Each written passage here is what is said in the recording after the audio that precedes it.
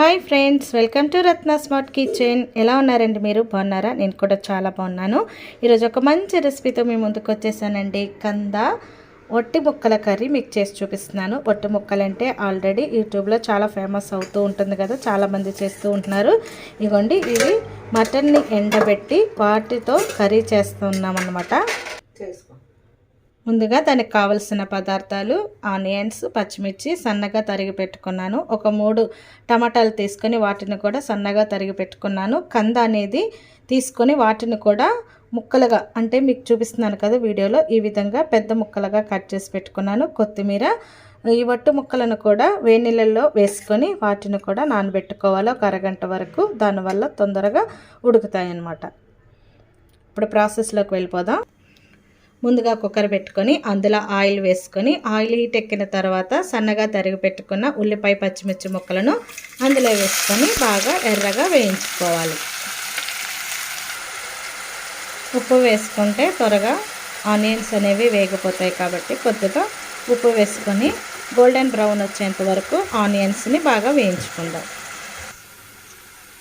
కొద్దిగా వేగిన తర్వాత పసుపు అనేది వేసుకొని దాన్ని కూడా మగ్గించుకుందాం. తర్వాత మనం తరిగి పెట్టుకున్న టమాటా ముక్కలను కూడా ఇందులో వేసుకొని వాటిని కూడా బాగా మగ్గించుకోవాలి. కంద మటన్ కాంబినేషన్ అనేది చాలా బాగుంటుందండి. మీకు ఎవరికైనా తెలిస్తే నా కామెంట్ సెక్షన్లో తెలియచేయండి.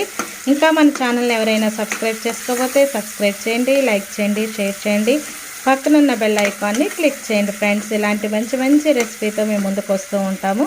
మీకు ఏమన్నా రెసిపీస్ కావాలంటే కూడా కామెంట్ సెక్షన్లో తెలియచేయండి. చూడండి ఫ్రెండ్స్, ఇలా మెత్తగా మగ్గిన తర్వాత అల్లం వెల్లుల్లి పేస్ట్ అనేది వేస్తున్నాను. 1 టేబుల్ స్పూన్ అల్లం వెల్లుల్లి పేస్ట్ వేసుకొని దాంట్లో పచ్చివాసన పోయేంత వరకు దానిని కూడా వేయించుకుందాం.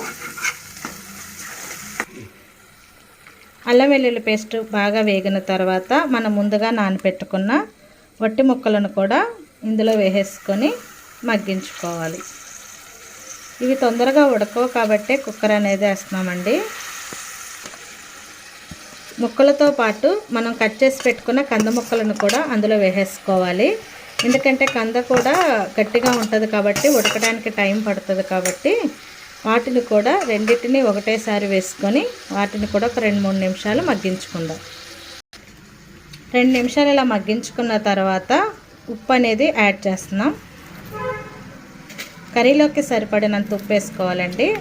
1.5 టేబుల్ స్పూన్ వరకు కళ్ళుప్పు అనేది వేసాము. అంటే అంతకుముందు మనం ఉల్లిపాయలు వేసేటప్పుడు, వేయించుకునేటప్పుడు సాల్ట్ వేసాం కాబట్టి చూసుకొని వేసుకోవాలి. తర్వాత కారం,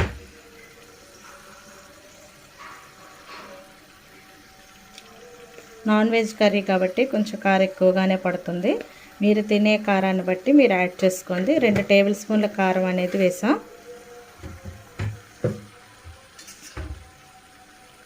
ఇవన్నీ వేసి వాటి ముక్కలకి బాగా పట్టేలాగా బాగా కలుపుకోవాలి. ఉప్పు, కారం, పసుపు, అల్లం వెల్లుల్లి పేస్ట్ ఇవన్నీ కూడా ముక్కలకి బాగా పట్టించేలాగా ఒక 2 నిమిషాలైనా వాటిని మగ్గించుకోవాలి నూనెలో. దీంట్లోనే కొత్తిమీర కూడా యాడ్ చేసేసుకోవాలి. ఇలా కొత్తిమీర యాడ్ చేసుకుంటే దానికి ఉన్న ఫ్లేవర్ కూడా కర్రీలోకి దిగి కర్రీ అనేది రుచిగా ఉంటుంది. ఫ్రెండ్స్, ఈ కాంబినేషన్ అయితే చాలా ఎమ్మీగా ఉంటుంది కర్రీ. ఈ ఒట్టి ముక్కల కర్రీ అనేది చాలా చాలా బాగుంటుంది ఫ్రెండ్స్. మంచి బలం కూడాని. మీరు కూడా ట్రై చేసి ఎలా వచ్చిందో కామెంట్ సెక్షన్లో తెలియచేయండి. కొద్దిగా చింతపండు రసం అనేది వేసుకోవాలండి. ఎందుకంటే కంద వేసాం కాబట్టి కంద కొంచెం వగరగా అనిపిస్తుంది. అందుకని చింతపండు రసం అనేది యాడ్ చేస్తున్నాము. ఆల్రెడీ టమాటాలు వేసాం కాబట్టి ఆ పులుపుని అడ్జస్ట్ చేసుకొని చింతపండు కొద్దిగా నానబెట్టుకొని దాని రసాన్ని ఇందులో వేసేసుకోవాలి. కుక్కర్లో వేసేస్తున్నాం కాబట్టి అన్నీ ఒక్కటేసారి వేసి మనం వండేసుకుంటున్నాం. అదే విడిగా అయితే కొంచెం కొద్దిగా వాటర్ వేసుకొని కొద్దిగా ఉడికిన తర్వాత చింతపండు రసం అనేది యాడ్ చేసుకోవాలి. కొద్దిగా వాటర్ వేసేసుకోవాలి. అంటే మన కర్రీ ఎలా గ్రేవీగా కావాలో దాన్ని బట్టి వాటర్ అనేది యాడ్ చేసుకోవాలండి.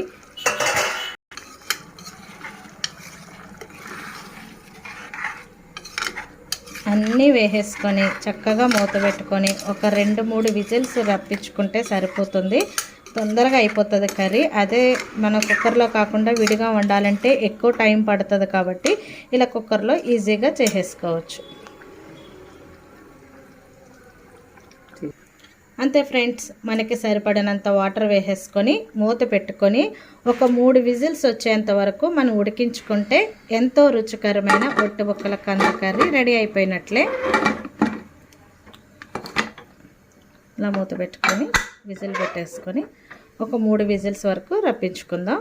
మీడియం ఫ్లేమ్లో పెట్టుకోవాలి మంట అనేది, హై ఫ్లేమ్లో పెట్టుకోకూడదు. హై ఫ్లేమ్లో పెట్టుకుంటే వెంటనే వచ్చేస్తూ ఉంటాయి విజిల్స్, కాబట్టి మీడియం ఫ్లేమ్లో పెట్టుకొని ఉడికించుకోవాలి. అంతే ఫ్రెండ్స్, చూడండి ఎంతో ఎమ్మీగా ఉన్న కర్రీ రెడీ అయిపోయింది. ఫైనల్గా మనం కొద్దిగా కొత్తిమీర వేసుకుంటే చూసారా కంద ఒట్టి ముక్కల కర్రీ రెడీ అయిపోయినట్లే.